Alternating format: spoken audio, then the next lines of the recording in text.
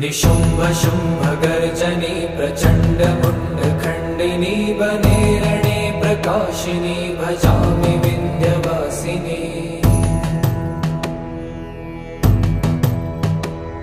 त्रिशूलमुण्डधारिणी धराविघातहारिणी गृहे गृहे निवासिनी भजामि विन्ध्यवासिनी।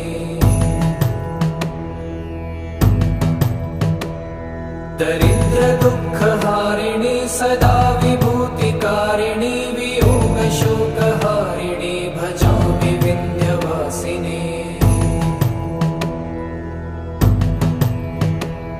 लसत्सुलोललोचनं लतासन